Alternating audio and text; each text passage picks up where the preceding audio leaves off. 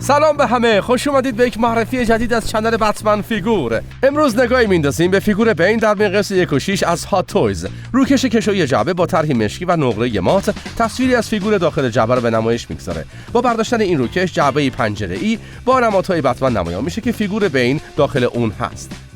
فیگور بین و لوازم جانبیش داخل سینی بالایی قرار گرفتن و سینی پایینی قطعات پایه نمایش در خودش جا داده و بین این دو سینی یک کیسه قرار گرفته که 2 کت قابل پوشیدن فیگور داخل اون هست.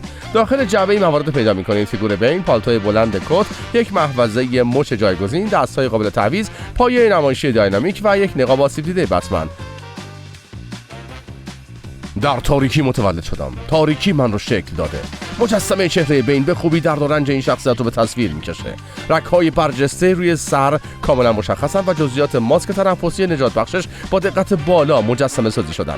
ماسک تنفسی به صورت دائمی به سر فیگور متصل شده. چشم‌های پشت ماسک هم با استفاده از ابزار مخصوص داخل جعبه در هر جهتی تنظیم میشن. برای این فیگور یک بدنه کاملا جدید طراحی شده که مخصوص شخصیت بینه. اسکلت داخلی فلزی اون با لایه ضخیم از سیلیکون نرم پوشیده شده تا اندام عضلانی تام هاردی در این نقش به خوبی بازسازی بشه. روی این بدنه یک جلیقه تاکتیکی قرار گرفته که پر از بنده، سگک، حلقه، طناب و بخش‌های بالشتیکه که تمام بدن فیگور رو در بر میگیره. روی مچ دست یک محافظ چرمی مصنوعی با 3 بند سگک‌های کوچک و اتصال چسبی قرار گرفته. شلوار فیگور هم با طراحی خاصی از جیب‌ها، بندها و تسمه‌ها به رنگ‌های خاکستری تیره ساخته شده و داخل چکمه‌های یک تکه مجسمه سازی شده قرار میگیره.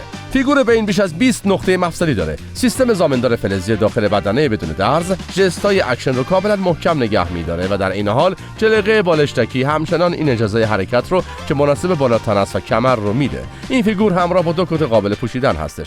اولی پالتوی بلند معروف بینه که از پارچه جیر مصنوعی ساخته شده و داخل اون با آستر نرم شبیه پوست گوسفند پوشیده است. یقه بلند و سیم گذاری شده در لبه‌های پتو امکان فرم دادن و ژست‌های مختلف رو فراهم می‌کنه و دکمه‌ها و حلقه‌های پارچه‌ای هم ظاهر بسیار واقع گرایانه‌ای به اون دادن. کت دوم هم ظاهری شبیه چرم داره و به کمربندی با سگک مصنوعی اتصال چسبی مجهزه. داخل جعبه هم دست‌های مختلفی برای ژست گرفتن، مبارزه و گرفتن وسایل قرار داده شده. پس زمینه نمایشی روی پایه مجسمه سازی شده نصب میشه و فضای فاضلاب شهر گاتام بازسازی میکنه. و در نهایت این نقاب شکسته بتمن که رو دستشه. اینم اولین نگاه ما به فیگور بین در مقیاس 1 و 6 از هات تویز. ممنون که ویدیو رو تماشا کردید. برای اطلاعات بیشتر درباره فیگور و اکشن فیگورهای روز دنیا حتما کانال من یعنی بتمن فیگور رو به همه پیشنهاد بدید و خودتونم سابسکرایب کنید.